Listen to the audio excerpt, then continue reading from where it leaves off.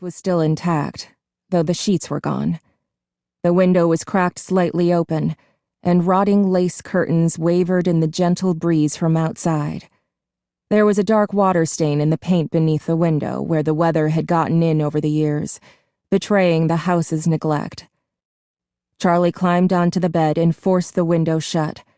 It obeyed with a screech, and Charlie stepped back and turned her attention to the rest of the room, to her father's creations.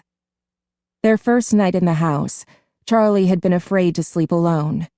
She did not remember the night, but her father had told her about it often enough that the story had taken on the quality of memory. She sat up and wailed until her father came to find her, until he scooped her up and held her and promised her he would make sure she was never alone again. The next morning, he took her by the hand and led her to the garage, where he set to work keeping that promise. The first of his inventions was a purple rabbit, now gray with age from years of sitting in the sunlight. Her father had named him Theodore. He was the size of a 3-year-old child, her size at the time, and he had plush fur, shining eyes, and a dapper red bow tie. He didn't do much, only waved a hand, tilted his head to the side, and said in her father's voice, "I love you, Charlie." But it was enough to give her a night watcher, someone to keep her company when she could not sleep. Right now, Theodore sat in a white wicker chair in the far corner of the room. Charlie waved at him, but, not activated, he did not wave back. After Theodore, the toys got more complex. Some worked and some did not. Some seemed to have permanent glitches, while others simply did not appeal to Charlie's childish imagination. She knew her father took those back to his workshop and recycled them for parts, though she did not like to watch them be dismantled. But the ones that were kept, those she loved. They were here now, looking at her expectantly. Smiling, Charlie pushed a button beside her bed. It gave way stiffly, but nothing happened. She pushed it again, holding it down longer, and this time, across the room and with the weary creak of metal on metal, the unicorn began to move. The unicorn, Charlie had named him Stanley for some reason she could no longer remember, was made of metal and had been painted glossy white. He trundled around the room on a circular track, bobbing his head stiffly up and down.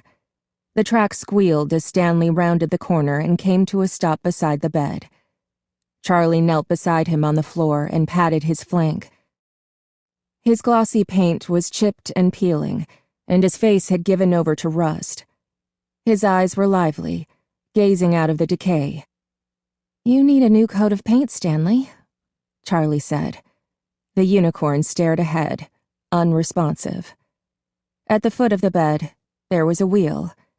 Made of patched-together metal, it had always reminded her of something she might find on a submarine. Charlie turned it. It stuck for a moment, then gave way, rotating as it always did, and across the room the smallest closet door swung open. Out sailed Ella on her track, a child-sized doll bearing a teacup and saucer in her tiny hands like an offering. Ella's plaid dress was still crisp, and her patent leather shoes still shone.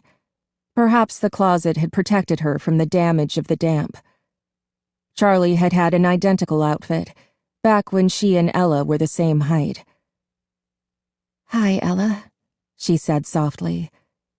As the wheel unwound, Ella retreated to the closet again, the door closing behind her.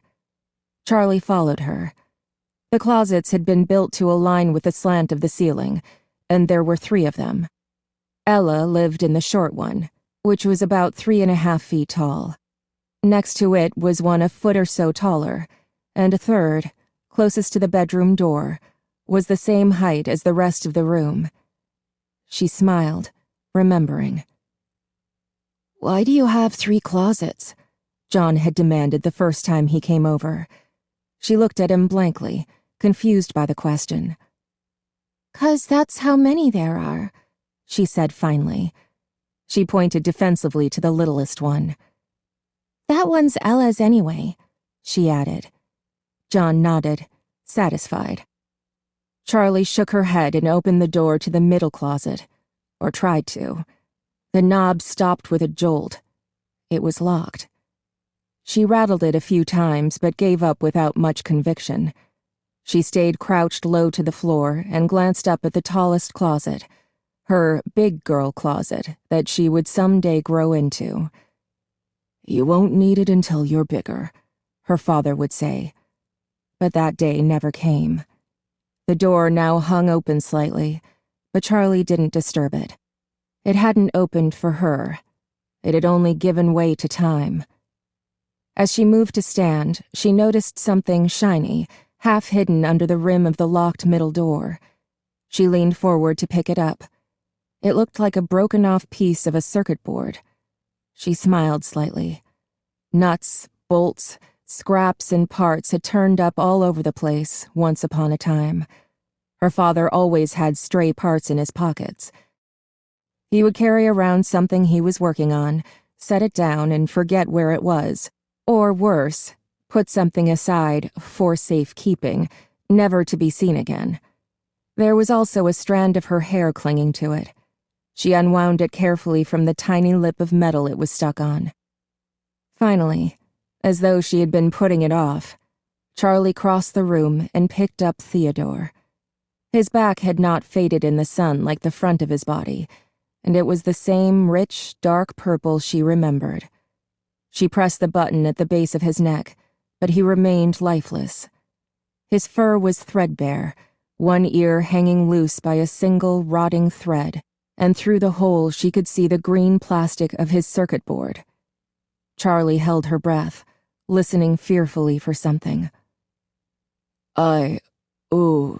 Lee, the rabbit said with a barely audible halting noise, and Charlie set him down, her face hot and her chest pinched tight.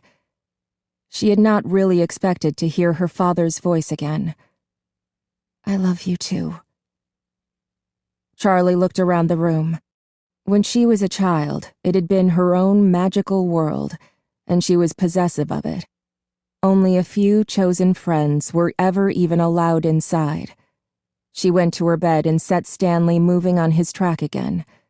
She left, closing the door behind her before the little unicorn came to a halt.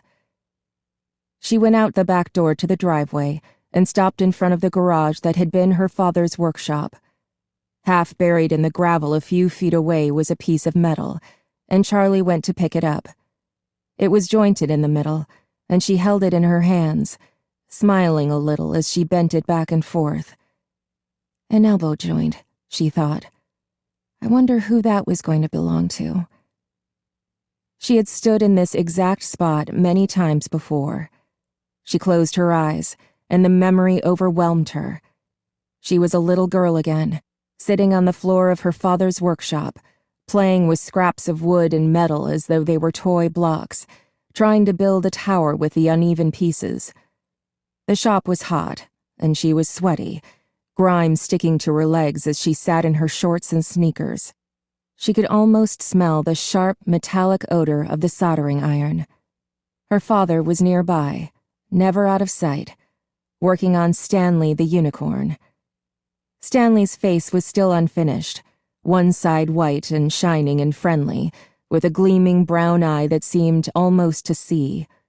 The other half of the toy's face was all exposed circuit boards and metal parts. Charlie's father looked at her and smiled, and she smiled back, beloved. In a darkened corner behind her father, barely visible,